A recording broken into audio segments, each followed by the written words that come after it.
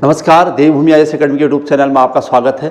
आज का हमारा विशेष टॉपिक है वर्तमान में उत्तराखंड सरकार द्वारा चलाई गई रेशम कीट बीमा योजना और वर्ष 2020 से लेकर 22-23 तक उत्तराखंड सरकार ने जितने भी उत्तराखंड के मेलों को राजकीय मेला घोषित किया गया वो सारे डिटेल उनकी कि वो कब घोषित किए गए और कहाँ लगते हैं वो मेले। और इसके अलावा पिछले 1-2 वर्षों में जो भी उत्तराखंड से संबंधित टॉपिक हाईलाइट हुआ है, चाहे वो खेल के क्षेत्र में हो, साहित्य के क्षेत्र में हो या किसी भी क्षेत्र में हो, उन सबको आपके सामने रखना है ताकि आने वाले सभी एग्जाम कवर किए जा सकें। चलिए इसी कड़ी में ये है, सबसे पहले उत्तराखंड के मेले में ये जो 6 सामने आए हैं जिन्हें राजकीय मेला घोषित किया गया विगत 1-2 वर्षों में, वो सब। और उसके बाद रेशम कीट बीमा योजना जो आजकल काफ़ी सुर्खियों में है, इसका डिटेल पूरा रेशम कारोबार में उत्तराखंड की क्या स्थिति है और उत्तराखंड को उत्तर भारत का रेशम ब्रांड बनाया जाने का उल्लेख हो रहा है अभी फिलहाल। और उसके बाद भारत सरकार द्वारा उत्तराखंड के किन खिलाड़ियों को विगत 2-3 सालों में अर्जुन पुरस्कार और द्रोणाचार्य पुरस्कार दिए गए उसकी डिटेल है। चलिए इसमें सबसे पहला टॉपिक है वो है उत्तराखंड के राजकीय मेले घोषित। हमने लिखा है कि 2020, 22, 21 जो इस बीच उत्तराखंड के राजकीय मेले घोषित हुए हैं, ये मेलों से संबंधित महत्वपूर्ण टॉपिक बन सकता है। इसीलिए हमने सबसे पहले जो मेले हैं उनको कवर कर रखा है। सबसे पहले यहाँ पर जो दिखाई दे रहा है आपका जागड़ा मेला, ये बताना है कि जागड़ा मेला कहाँ लगता है, कब लगता है, कब घोषित किया गया। तो जागड़ा देहरादून के महासू देवता मंदिर में, यानी जौनसार भाबर या जौनसारी जनजाति का मेला है जागड़ा। तो ये देहरादून के हनौल मंदिर में लगता है जागड़ा मेला। और इसे कब घोषित किया गया राजकीय मेला? तो 30 अगस्त 2022। अब तो ये कहा जा रहा है कि जागड़ा उत्सव या जागड़ा मेला 30 अगस्त को ही मनाया जाएगा। ये भी घोषणा हो चुकी है, ध्यान रखना आप अगर डेट के साथ। वैसे तो हम कहते हैं कि जागड़ा चूंकि महासू देवता शिव से संबंधित उत्सव है, भगवान शिव से संबंधित, तो ये होना चाहिए सावन या भादों के महीने में। पर हम उत्तराखंड की किताबों में भाद्रपद माह पढ़ते हैं, इस वजह से भाद्रपद माह लिखा हुआ है। लेकिन सरकार ने कह दिया कि अब 30 अगस्त को ही जागड़ा उत्सव मनाया जाएगा, मेला मनाया जाएगा। हालांकि बहुत लंबे समय तक लगने वाला मेला है। कुल मिला के जागड़ा हरियाली मेला कहते हैं इसको। तो ये कहाँ? देहरादून के हनौल क्षेत्र का है, जौनसार भाबर। और इसे कब घोषित किया गया कि अगस्त 2022 में से राजकीय मेला घोषित किया गया है। अब ये मेला कब लगेगा? 30 अगस्त को लगेगा। और वैसे मंथ के हिसाब से, मतलब यहाँ विक्रमी संवत के हिसाब से भाद्रपद मास, भादों के महीने में। चलिए क्लियर हुआ होगा आपका। दूसरा पॉइंट कवर करते हैं। दूसरा है क्रांति दिवस मेला। क्रांति दिवस मेला कहाँ लगता है या कहाँ लगता है? पहले से लगता है क्रांति दिवस मेला पीठ पौड़ी गढ़वाल में है। ये वो क्षेत्र है जो पेशावर कांड के नायक वीरचंद सिंह गढ़वाली का क्षेत्र, पौड़ी गढ़वाल में के पीठ में। और 23 अप्रैल 1930 को उन्होंने पेशावर कांड जो घटित घटना हुई थी उसकी वजह से वो सुर्खियों में आए थे, तो इसलिए 23 अप्रैल को ही ये मेला लगता है। और 23 अप्रैल 2022 को इसे राजकीय मेला घोषित किया गया है। और वीरचंद सिंह गढ़वाली ने जो पेशावर कांड किया था तो वो 23 अप्रैल 1930 को ही किया था, सविनय अवज्ञा आंदोलन के दौरान।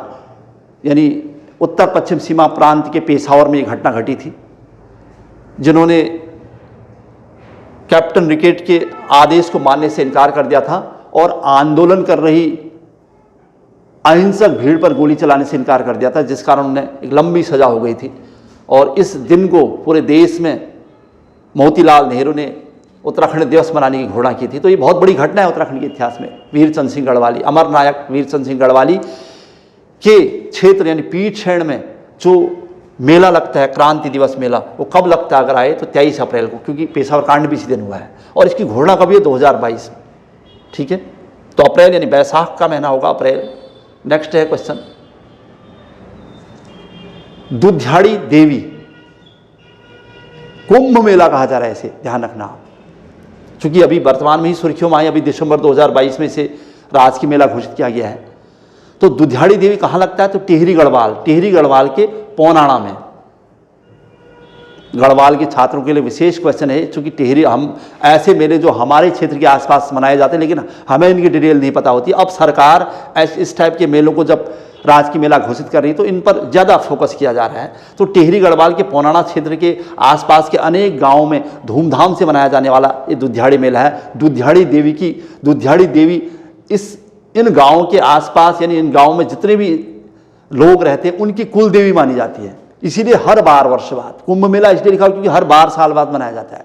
तो दुधियाड़ी कुंभ मेला टिहरी के पौनाड़ा क्षेत्र में मनाया जाता है और दिसंबर 2022 में इसको राजकीय मेला घोषित किया गया है और ये मेला दिसंबर माह में ही मनाया जाता है।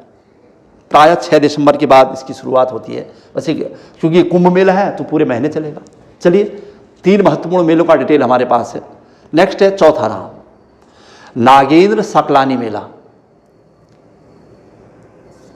उत्तराखंड के इतिहास में टिहरी राज्य के जन आंदोलन में सकलाना राज्य का विशेष महत्व है और नागेंद्र सकलानी ने टिहरी राज्य में राजतंत्र की समाप्ति करने के लिए सिरदेव सुमन के साथ अथक प्रयास किए थे और अंततः राजतंत्र को समाप्त करने हेतु अपने प्राणों की आहुति दे दी थी। तो वो टिहरी में लगता है सकलाना में, और 2022 में इसे राजकीय बहुउद्देशीय मेला घोषित किया गया। ध्यान रखना, यहाँ पर एक नया शब्द था, इस वजह से हमने इसको ऐसे लिखा हुआ है कि 2022 में ही घोषित किया गया, लेकिन राजकीय बहुउद्देशीय मेला, क्योंकि ये व्यापारिक टाइप का मेला भी है, इस वजह से बहुत सारे क्षेत्रीय स्तर पर यहाँ पर व्यापारिक मेले के नाम से जाना जाता है इसे। और ये लगभग होता कब है?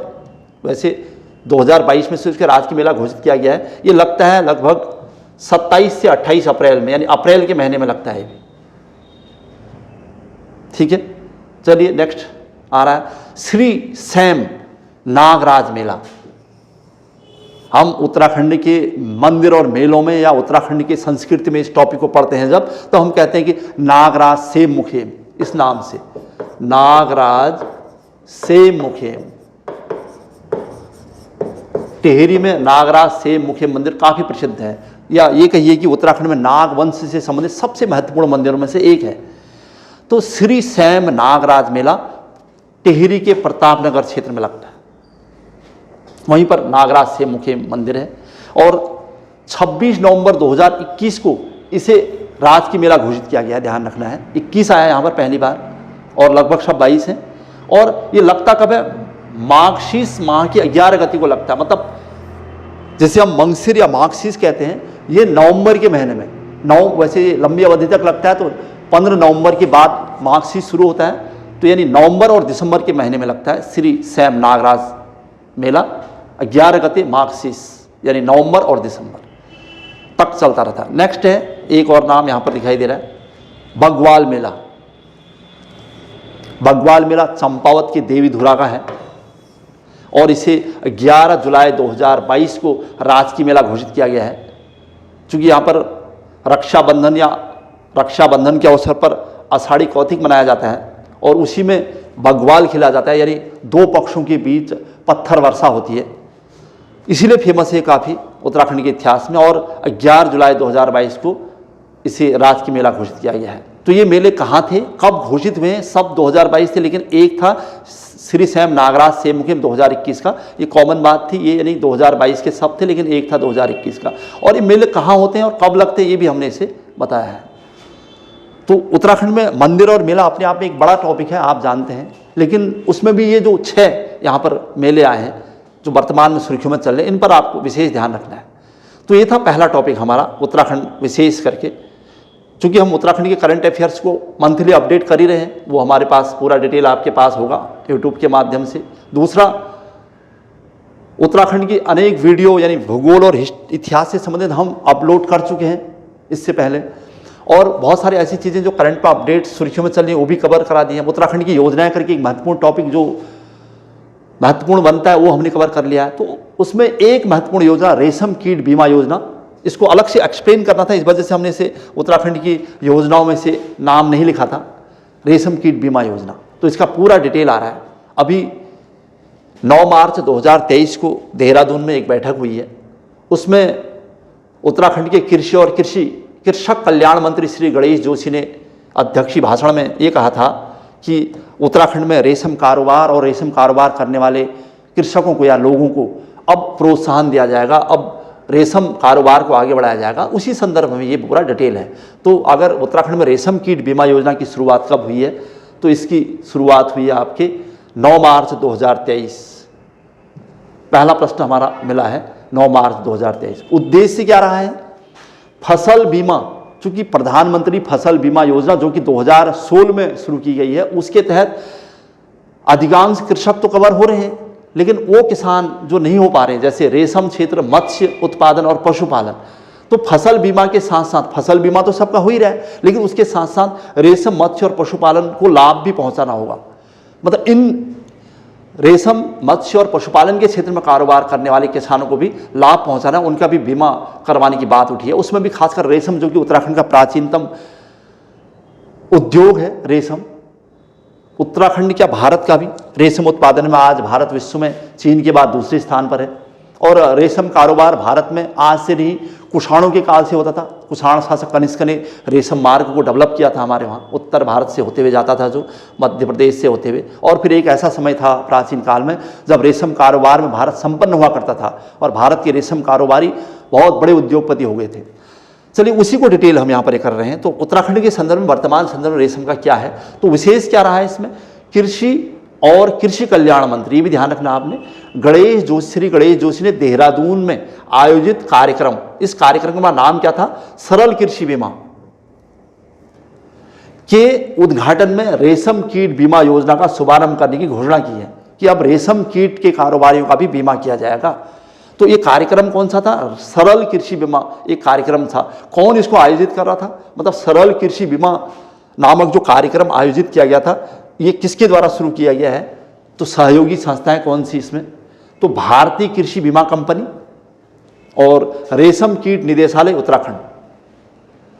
चूंकि उत्तराखंड उत्तर भारत में एकमात्र ऐसा राज्य है जहां चारों प्रकार का रेशम उत्पादन हो रहा है, तो इसलिए ध्यान रखना, इसलिए उत्तर भारत के राज्य उत्तराखंड को फोकस किया जा रहा है वर्तमान में, रेशम कारोबार या रेशम कीट उत्पादन को आगे लाया जा रहा है। अच्छा चलिए, इसमें खास बात क्या थी, नोट करके जो लिखा हुआ है, वर्तमान में उत्तराखंड में रेशम के कार्यों से लगभग 12,000 कृषक परिवार जुड़े हैं।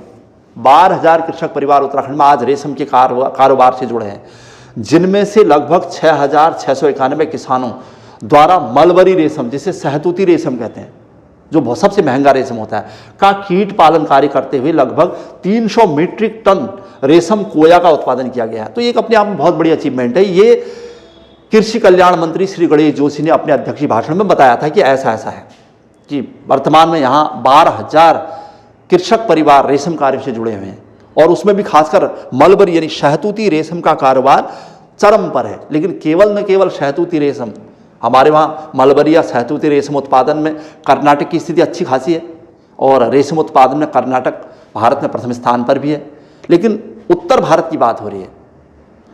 अच्छा, और प्रश्न जो रेशम से बन सकते हैं उत्तराखंड में संभावित, वो क्या है देख लेते हैं।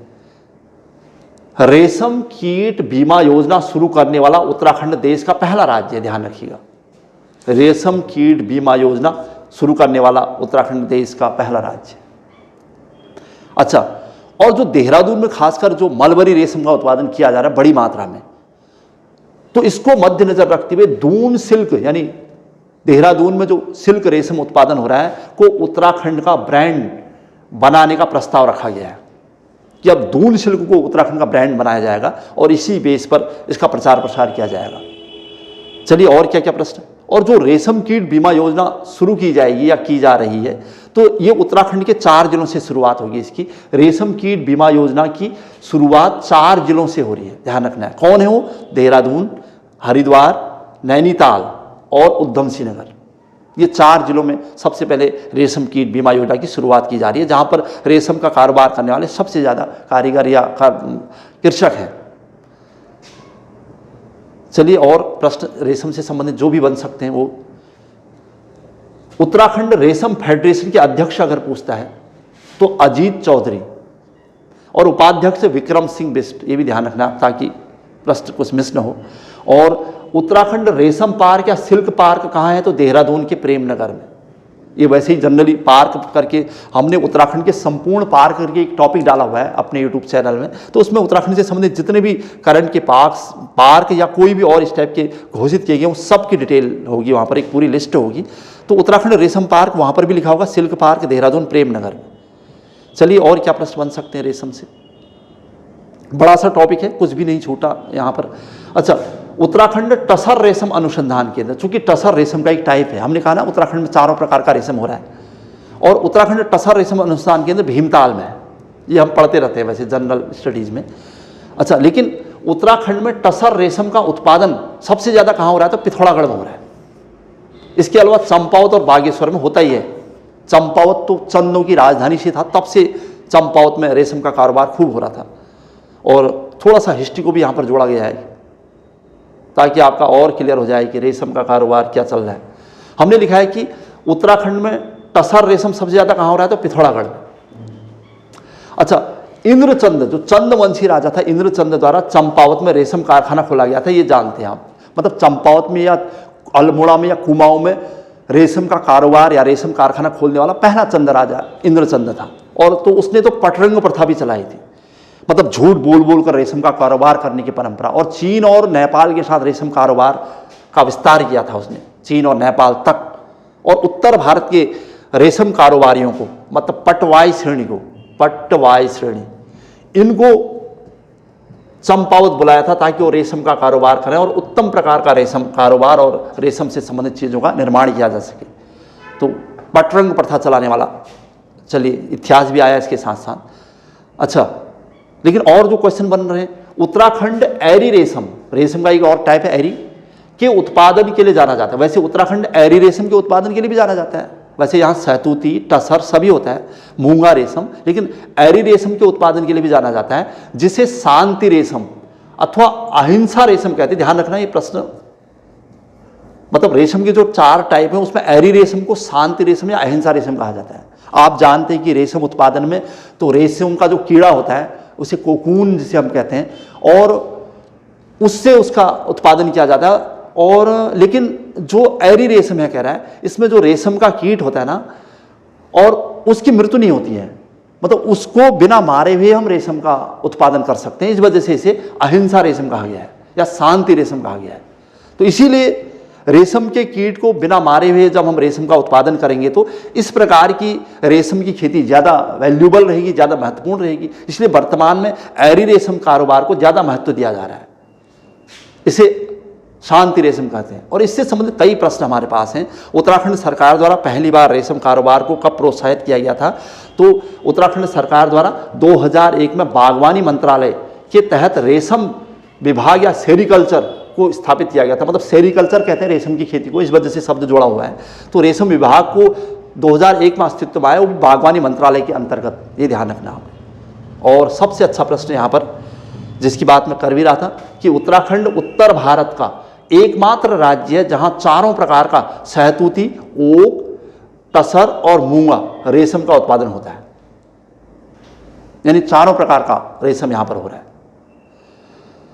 अच्छा, और प्रश्न जो यहां पर हैं, अंतर्राष्ट्रीय ग्रेड के उच्चतम गुणवत्ता वाले, एक और इंपॉर्टेंट प्रश्न है जो क्वेश्चन कई बार आपके उत्तराखंड की किताबों में देख भी लिया होगा कि किस टाइप का क्वेश्चन पूछा जा रहा है। और वर्तमान में क्वेश्चन और इंपॉर्टेंट हो जाता है क्योंकि रेशम कीट बीमा योजना चल रही है। तो क्या है क्वेश्चन? अंतर्राष्ट्रीय ग्रेड के उच्च गुणवत्ता वाले बाइवोल्टाइन कोकून के कारण, मतलब कोकून मैंने कहा ना, रेशम का कीट जो कोकून होता है उसकी कई अलग अलग वैरायटी होती हैं। तो यहाँ पर बाइवोल्टाइन कोकून के कारण उत्तराखंड को भारत में बाइवोल्टाइन रेशम का कटोरा, अथवा इसे हिंदी में द्विप्रज रेशम का कटोरा कहा जाता है। उत्तर भारत में उत्तराखंड रेशम का कटोरा या बाइवोल्टाइन रेशम का कटोरा या द्विप्रज रेशम का कटोरा किसे कहा जा रहा है? तो उत्तराखंड को कहा जाता है। तो मतलब उत्तराखंड भविष्य में रेशम का उभरता हुआ बाजार है, ये तय है। तो इसलिए ये कहा जा रहा है कि रेशम कारोबार में अधिक से अधिक कृषकों को लाया जाए और अधिक से अधिक लोगों को इस क्षेत्र में रोजगार दिया जाए। बहुत महत्वपूर्ण टॉपिक है उत्तराखंड पीसीएस प्री मेंस सभी के लिए, और वर्तमान की योजना भी है, इसलिए हाईलाइट हो रखा है टॉपिक। अच्छा, चलिए 2 टॉपिक हमने कवर किए हैं इसमें। एक तो रेशम कीट बीमा योजना, और दूसरा था वर्तमान में उत्तराखंड में जितने भी मेलों को राजकीय मेला घोषित किया गया वो। अब उन लोगों के लिए जो बहुत ज़्यादा इस टॉपिक से मतलब नहीं रख रहे हैं या फिर उन्हें लगता है कि टॉपिक बहुत ज़्यादा लेंदी है, वैसे टॉपिक बहुत इंपॉर्टेंट है, उनके लिए एक तीसरा टॉपिक हमने रखा है यहाँ पर कि वैसे जनरली हमने उत्तराखंड के खेल या खेल पुरस्कार 2013 से लेकर 2023 तक कंप्लीट कर दिया है। उसमें राज्य खेल रत्न पुरस्कार, जितने भी खिलाड़ी आए वो सब आ गए थे हमारे पास टॉपिक। और लेकिन यहाँ पर जो टॉपिक आया, तीसरा टॉपिक, कि भारत सरकार द्वारा उत्तराखंड के जिन खिलाड़ी को विगत 2-3 वर्षों में अर्जुन या द्रोणाचार्य पुरस्कार दिया गया था, वो उत्तराखंड से संबंधित होने चाहिए और वो भारत सरकार द्वारा दिए गए पुरस्कार होने चाहिए। तो यहाँ पर जो तीसरा टॉपिक आ रहा है पुरस्कार से संबंधित है, वो भी खेल पुरस्कार। तो तीसरा टॉपिक हमारा ये है, खेल पुरस्कार। लेकिन उत्तराखंड के खेल पुरस्कार तो हमने टॉपिक कवर कर रखा है, लेकिन यहाँ पर वो पुरस्कार जो भारत सरकार दे रही है तो कौन कौन से हैं देख लेते हैं।